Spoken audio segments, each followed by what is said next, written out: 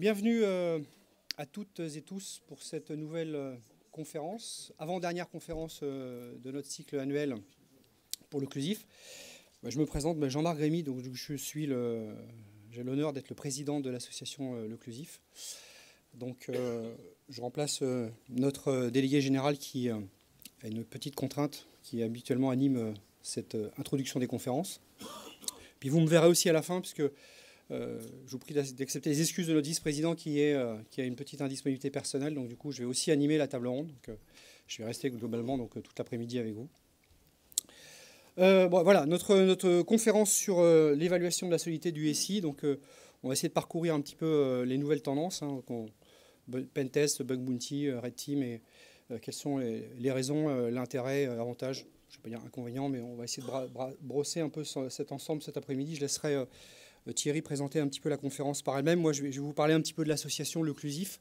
Pour ceux qui ne connaissent pas l'association, et même ceux qui connaissent l'association, il y a une grosse actualité de l'association. Déjà, on est dans le mois européen de la cybersécurité, ça ne vous aura pas échappé depuis le 1er octobre. Nous avons ouvert le mois européen de la cybersécurité avec une journée porte ouverte. Donc, merci aux permanentes d'avoir organisé cette journée. Et merci aux adhérents d'occlusif, qu'ils soient offreurs ou utilisateurs RSSI, d'avoir participé et d'avoir donné de leur temps pour échanger et valoriser l'association, que chacun ait compris que c'était une association dans laquelle on ne consommait pas la cybersécurité ou la sécurité de l'information, mais on la faisait.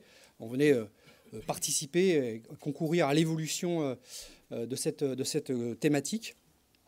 D'ailleurs, en termes d'évolution, Guillaume Poupard a annoncé aux Assises de la sécurité la nouvelle version de la méthode EBIOS, EBIOS Risk Manager. Bon, il faut rendre à César ce qui est à César, à Dieu ce qui est à Dieu et à Jean-Marc ce qui est à Jean-Marc, en toute modestie. Non, je plaisante. Le club EBIOS a beaucoup contribué, a énormément contribué avec l'ANSSI à la méthode, à la nouvelle méthode EBIOS Risk Manager. L'occlusif est intervenu, nous nous sommes raccrochés à cette démarche parce que nous sommes, dans les méthodes d'analyse de risque depuis 30 ans, c'est ancré dans notre ADN, cette analyse de risque. Marion, Mélissa, Méhari, Inca, enfin bref, je ne vais pas toutes les citer. Donc il m'a paru naturel que l'occlusif participe à cet effort, je dirais quasi national, avec un tout petit peu de patriotisme dans la voix qui chevrotte un petit peu derrière ça. Mais c'était important qu'on ait une méthode qui soit assez largement utilisée, comprise et intégrée dans beaucoup de nos démarches à tous, qu'on soit offreur, consultant ou RSSI. Donc c'était important. Donc on a bien participé effectivement à cette évolution. On va faire un petit focus sur un nouveau GT. Donc je laisserai la parole à Alain de Dettler de Bouygues Télécom nous parler un peu du GT 5G. C'est les enjeux sécuritaires de la 5G. On ne va pas parler de la sécurité intrinsèque à la 5G, ce n'est pas notre domaine, mais que vous compreniez bien les enjeux qu'il y a de prendre en considération cette nouvelle technologie. On verra ça tout à l'heure. Et puis, bien sûr, maintenant, l'occlusif a un peu évolué, il vit avec son temps. Il faut participer au groupe de travail, je l'évoquais. On ne veut pas des adhérents qui ne participent à rien et qui, au bout d'un an, décident d'arrêter leur cotisation. On veut que vous soyez des acteurs de la cybersécurité, de la sécurité de l'information dans vos entreprises et puis dans la communauté.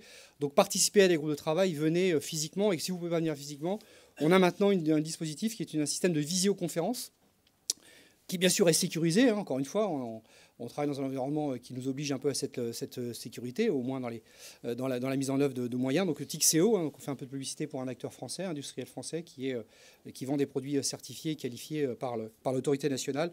Donc on peut faire des conférences en toute discrétion, physiquement, quand on n'est pas physiquement présent. Alors, le coup de cœur d'occlusif. Pour ceux qui ne l'auraient pas encore acheté, le livre... Oups là, pardon. Et je perds...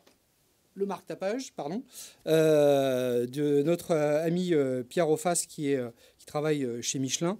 Donc un livre passionnant, un polar sur la cybersécurité. Vous retrouverez dedans quelques petits clins d'œil à l'actualité, à quelques personnalités très probablement dedans.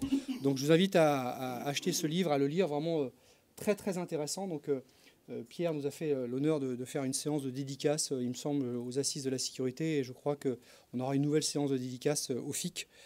Donc ceux qui n'étaient pas aux Assises pourront venir bien sûr au FIC pour cette dédicace.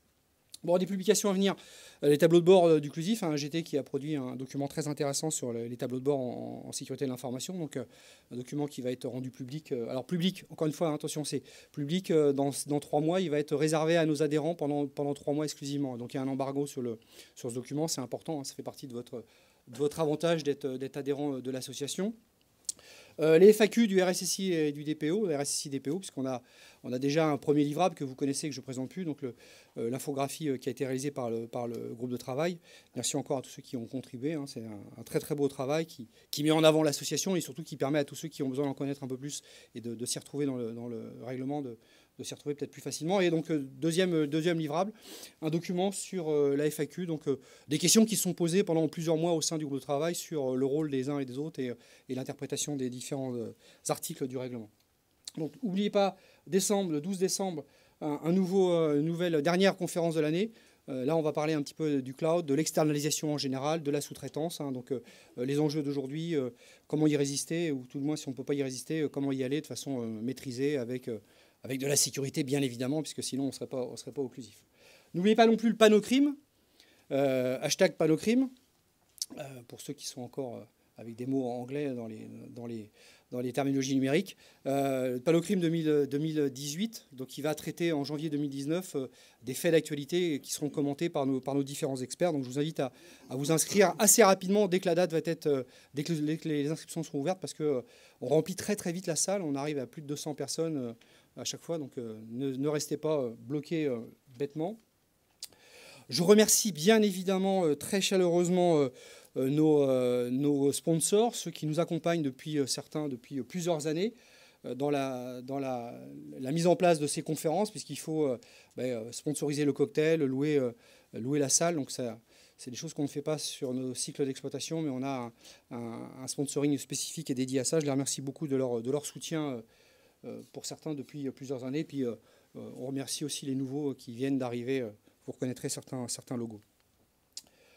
Voilà, le groupe de travail sur les défis sécuritaires de la 5G. Je vais passer la parole à Alain, qui va vous présenter un petit peu sous le prisme de ce GT, ce que vont devenir les enjeux de la sécurité de la 5G.